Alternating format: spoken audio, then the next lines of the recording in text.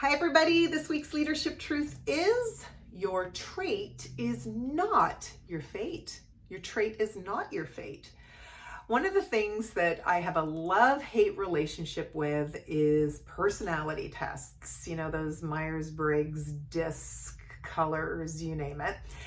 What I love about them is that they do give us self-insight. You know, they help us sort of see what our preferences are and how we like to show up in things.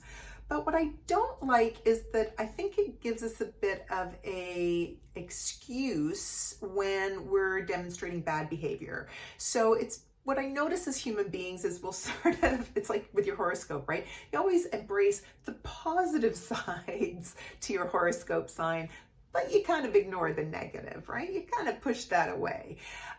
We do that with these personality tests. And so the problem for us all as leaders is that, you know, every upside that we're embracing has a corresponding Achilles heel that we're not kind of bringing into our mix in terms of our approach to leadership. So in my life, one example is I'm a big creative thinker. I love to improvise. I love being really fluid and spontaneous. I find it hard to sit down and really dig into things and, you know, major detail is tough for me. Does that mean that I can just flippantly ignore legal contracts and not have to dig into that stuff? Absolutely not. Of course, I need to pay attention in those times and moments where I need to be detail oriented.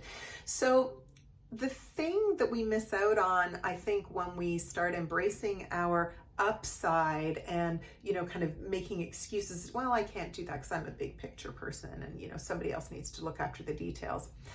We open ourselves to a few things. You know, I know for me personally, I've been kicked in the butt many times because I haven't dug into the details I need to dig into. So number one, there's consequences for us personally, not kind of looking at, you know, how we up our behaviors in that way. But the other thing too is I think we're just making a choice to be lazy, right? Like in certain situations, you need to, you know, demonstrate things that maybe don't come supernaturally to you. That is leadership. Okay, sometimes and if you're the detail person, you have a hard time being big picture. Well, you know what? Sometimes you're gonna have to be big picture. That's part of being a leader.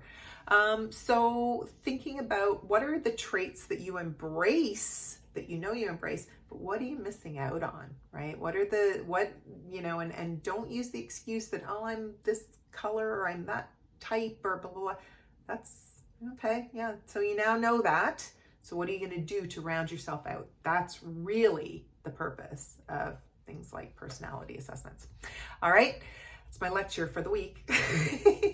Hope you're having a great week, everybody, and I look forward to seeing you again with another leadership truth that will drop on Tuesday, and I will be back again on Friday to tell you all about it. Have a great week.